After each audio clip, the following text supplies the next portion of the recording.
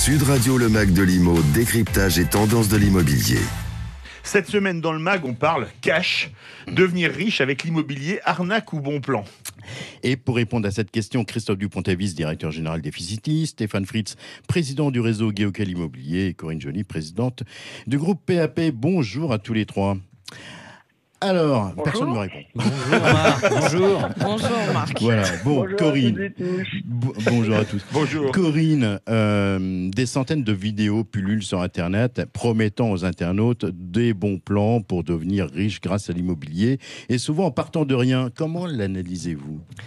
Parce que ça fait rêver tout simplement. Il y a des youtubeurs qui ont moins de 30 ans, qui font des vidéos depuis une villa aux Seychelles et ils vous expliquent que tout ça c'est grâce à l'immobilier et que vous aussi, d'ici quelques années, vous serez riche et vous n'aurez plus jamais besoin de travailler. C'est convaincant quand même, non ? Voilà, donc c'est sûr que ça donne envie. Maintenant, il faut avoir conscience d'une chose. Ce sont des youtubeurs qui, en général, vendent des formations. Voilà. Donc, s'ils sont devenus riches avec l'immobilier, pourquoi vendent-ils des formations aujourd'hui ? On ne sait pas. Ils prétendent détenir des secrets qui vont vous rendre riches. Et le principe, donc, c'est de vous appâter pour qu'ensuite vous payiez pour ces secrets. Moi, je ferais bien des vidéos. On parle IMO aux Seychelles, ce serait sympa. Hein, à 1000 balles les 10 minutes. Hein. Christophe Dupont-Avis, Internet, on le dit, regorge d'histoires, comme par exemple cette jeune fille de 20 ans qui, paraît-il, gagnerait aujourd'hui plus de 4500 € par mois grâce à l'immobilier. Ces histoires, ces belles histoires, elles existent vraiment ? Comme disait Corinne, il y a des belles histoires, mais il y a aussi l'autre face de ce business, puisque c'est plus un business de formation qu'un business immobilier.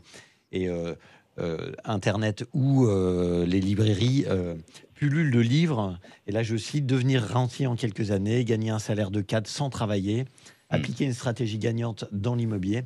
Alors oui, je dis c'est possible de gagner de l'argent dans l'immobilier, d'acquérir un genre de liberté financière, mais certainement pas en 2 ans, sans travail et certainement pas sans risque non plus. Ouais. C'est aussi votre avis, Stéphane Fritz ? Se faire de l'argent facilement avec l'immobilier, c'est vraiment possible ? Je crois qu'on est en face tous les trois sur ce sujet-là. La question, elle est vite répondue, pour paraphraser celui qui nous a beaucoup fait rire cet été sur le net. Alors, peut-être pas devenir riche, mais au moins se mettre à l'abri convenablement. Donc oui, je crois que le préalable, c'est de bien connaître tout ce qui entoure l'immobilier dans toutes ses composantes, notamment juridiques, réglementaires, fiscales. Et il ne faut pas s'imaginer un seul instant que gagner de l'argent, en règle générale, ce soit facile, et dans l'immobilier en particulier. Mais oui, c'est possible. Alors, on dit souvent que l'investissement locatif, c'est l'une des solutions pour gagner de l'argent dans l'immobilier. Est-ce que vous êtes d'accord, Christophe Dupont-Avis ? Bien sûr, Marc. L'investissement locatif, c'est un bon moyen de se constituer un patrimoine. Et le principe, c'est simple. Vous empruntez à des taux qui sont aujourd'hui très favorables. Vous tenez en location votre bien, remboursez tout ou partie de l'emprunt avec les loyers. À la fin, vous êtes propriétaire d'un bien que vous pouvez soit revendre, soit continuer de toucher les loyers. Et les livres dont on parlait tout à l'heure, ou les vidéos, donnent tout de même de bons conseils. Et c'est quoi les secrets ? C'est bien étudier le marché, acheter au bon prix un bien de qualité, le financer et bien calculer ses impôts. Corinne Joly, il y a aussi des risques quand on veut investir dans l'immobilier. Lesquels sont les plus importants selon vous ? Le premier risque, c'est de mal acheter, c'est-à-dire d'acheter trop cher ou d'acheter un bien qui va perdre de la valeur ou enfin d'acheter un bien qui va mal se louer parce qu'il n'y a pas assez de demandes locatives pour ce genre de bien. Et pour ça, si on veut l'éviter, il faut évidemment étudier le marché pour bien choisir ce qu'on achète. Le deuxième risque, c'est tous les imprévus. Quand on investit, il peut toujours y avoir des imprévus. Alors cette année, on a bien vu que le Covid en avait été un, qui avait mis en difficulté tous ceux qui faisaient de la location courte durée. On peut aussi tomber sur un locataire qui ne paye pas ses loyers. Donc tout ça, c'est des risques qui se produisent rarement, mais qu'il faut anticiper pour ne pas se retrouver incapable de rembourser un crédit en cas de problème. Alors Christophe, Corinne vient d'en parler, elle a parlé des risques d'impayés, mais il y a d'autres risques, la dégradation du logement, l'augmentation des charges, des impôts. Oui, bien sûr. Enfin, il y a des risques, comme disait Corinne, mais il y a des risques partout. Il y a des risques dans la vie. Donc, le principal, c'est d'avoir une marge de manœuvre suffisante pour pouvoir absorber ces risques. Et puis, quelques conseils, en fait. Vous pouvez choisir vos locataires, quand même. Je vous conseille aussi de ne pas surestimer votre loyer pour minimiser la vacance locative de votre bien. Et vous pouvez toujours prendre une assurance loyer impayé pour vous protéger contre les mauvais payeurs. Stéphane Fritz, donnez-nous, on va vous appeler alors Stéphane, Steph les bons tuyaux. Ça me rappelle le Guy les bons tuyaux dans Starsky Hutch. Exactement. Donnez-nous un bon conseil pour éviter de se faire piéger. Alors, Je pense que le préalable, c'est le bon choix du bien et l'emplacement, mais vous l'avez déjà dit.